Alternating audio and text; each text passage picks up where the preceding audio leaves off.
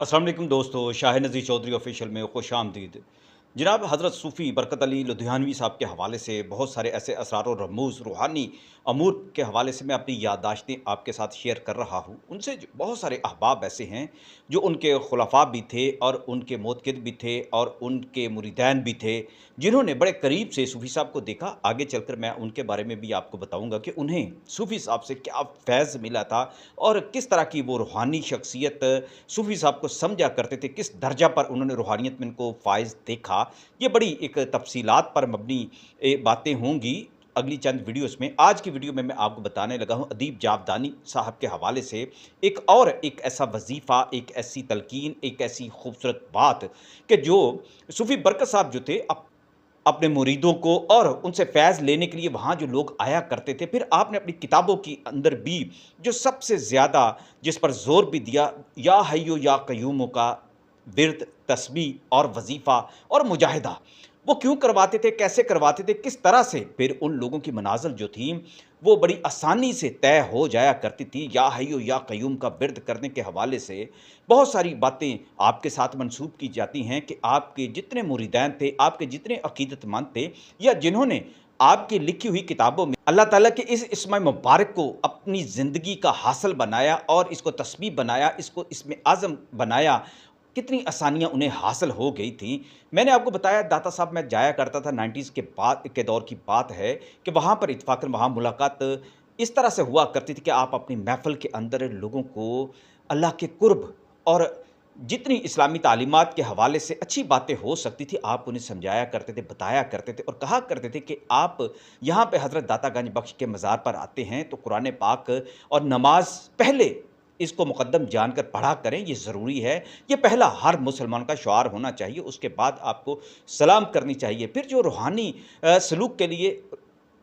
और इसके बाद जो रूहानी मनाज़िल तय करने के लिए या रूहानियत की तड़प के लिए मज़ार पर आया करते थे, आप उनकी भी रहनुमाई फ़रमाया करते थे। और अक्सर औक़ात आप या हय्यु या क़य्यूम अल्लाह ताला के 2 अस्माए मुबारक जो हैं, उनकी जब तशरीह किया करते थे, तफ़सीर बयान किया करते थे, आप इन दोनों अल्लाह ताला के अस्माए मुबारक की तफ़सीर बयान करते हुए इनके रूहानी असरार और रमूज़ पर बड़ी मुफ़स्सल बात किया करते थे और उनसे जुड़े हुए वो रूहानी फ़्यूज़ व बरक़ात जो हुए थे, वो भी बयान किया करते थे। इस हवाले से मैं अदीब जावदानी साहब से कभी पूछा करता था, जब वो नवाए वक़्त में आया करते थे, तो वो ये बात कहा करते थे कि या हय्यु या क़य्यूम मुझे बाबा जी ने दिया था, मुझे कहते थे सूफ़ी साहब कि इसको पढ़ते रहना ज़िंदगी में, इसको कभी ना भूलना। वो कहा करते थे कि कई बार ऐसा हुआ कि मैं मुझसे सुस्ती होने लगती, लेकिन आप मुझे ख्वाब में आकर फिर तलकीन किया करते थे कि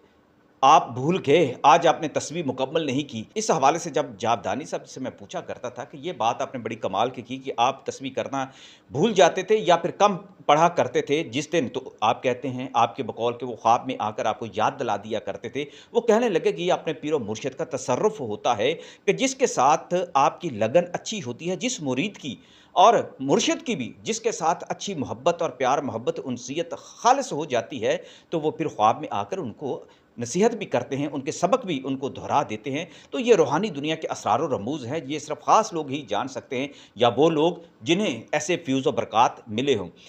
अदीब जावदानी साहब कहा करते थे कि मैं जब नवाए वक़्त में आता था तो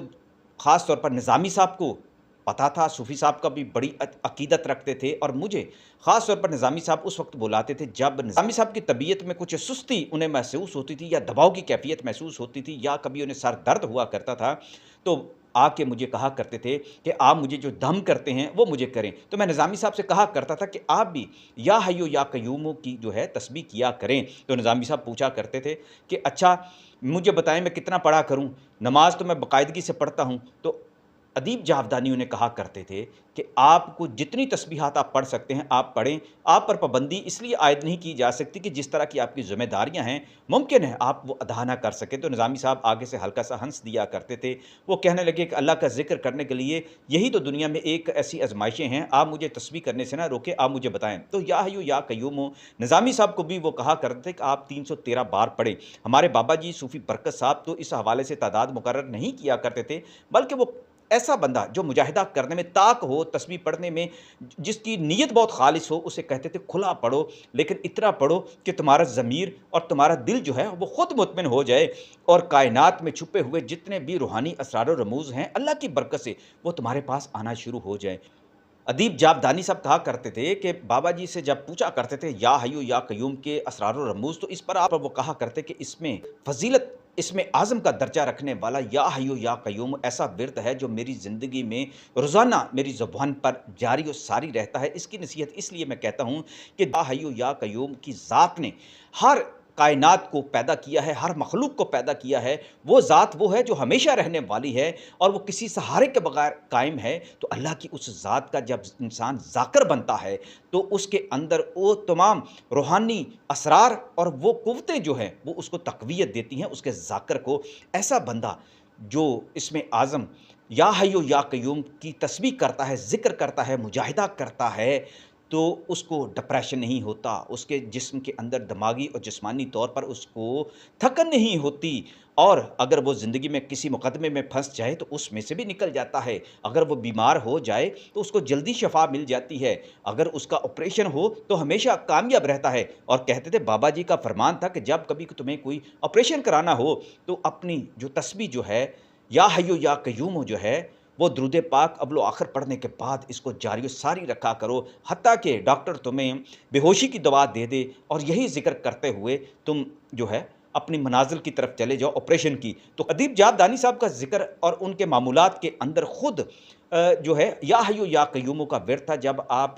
बीमार हुए और ये था कि हॉस्पिटल के अंदर भी आप या हय्यू या कय्यूम का जो विर्द, जो तस्बीह थी, वो जारी रखते थे। आपकी साहबज़ादी डॉक्टर हिना ने मुझसे खुद राब्ता किया और उन्होंने भी इस बात की तस्दीक की। अब्बू जी जब बीमार थे, शदीद बीमार थे, और अपनी ज़िंदगी का आखिरी सांस लेने से पहले भी उनकी ज़ुबान पर या हय्यू या कय्यूम था। और बड़ी सुकून वाली जो है मेरे वालिद साहब को जो थी मौत नसीब हुई और बड़े आराम से वो इस दुनिया से गए और उनके चेहरे पर एक बशाशत थी, एक नूरानियत थी। अदीब जावदानी साहब कहते थे कि बाबा जी के बकौल के रूहानी तौर पर जितनी ताकत और असरार और रमूज़ की कुव्वत हासिल करने के लिए और इस दुनिया में छुपे हुए असरार और रमूज़ को जानने के लिए सबसे ज़्यादा जो है या हय्यू या कय्यूम का विर्द करना चाहिए। एक और मर्द कलंदर जो थे, मेरे बड़े बुज़ुर्ग पीर आबिद हुसैन सैफ़ी साहब कहा करते थे कि या हय्यू या कय्यूम का विर्द ऐसा है कि इसको आप जंगल में आप पढ़ें या वीराने में जाकर पढ़ें, पहाड़ों के अंदर जाकर पढ़ें और कसरत के साथ पढ़ें, लाखों की तादाद में पढ़ें। पहले दुरूद पाक पढ़ें लाज़मी और आखिर में भी दुरूद पाक पढ़ें, और ख़ास तौर पर इसके साथ पानी जो है वो पीना चाहिए। पानी की मकदार आपके पास जो है वो कम नहीं होनी चाहिए, आपको पानी पीते रहना चाहिए, इसलिए कि ये जलाली इसमें मुबारक हैं और इसके साथ मंसूब जो है रूहानी तौर पर जो मुवक्किलान हैं वो बड़े ताकतवर हैं। और इसके अलावा भी बहुत सारे ऐसे असरार और रमूज़ हैं कि आपको जो या हय्यू या कय्यूम का जो विर्द करता है, जाकर बनना चाहता है, जो इसका मुजाहिदा करके कोई मुकाम हासिल करना चाहता है, तो उससे बावज़ू रहकर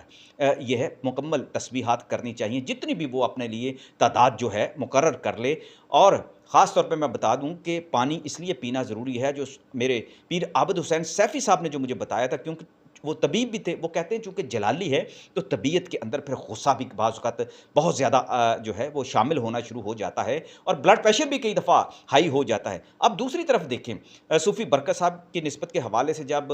बात बताया करते थे अदीब जावदानी साहब, तो उन्होंने भी कहा कि इसके साथ पानी पीना चाहिए। ये लेकिन ऐसा होता है कि लोग पानी पीना कम कर देते हैं, तो इसलिए तबीयत के अंदर थोड़ा-सा बाज़ औक़ात जो है जलालीपन भी आ जाता है या हय्यू या कय्यूम का विर्द करने वाले। लेकिन कुशादगी जो है उसके सीने में, उसके इल्म में, उसकी रूह में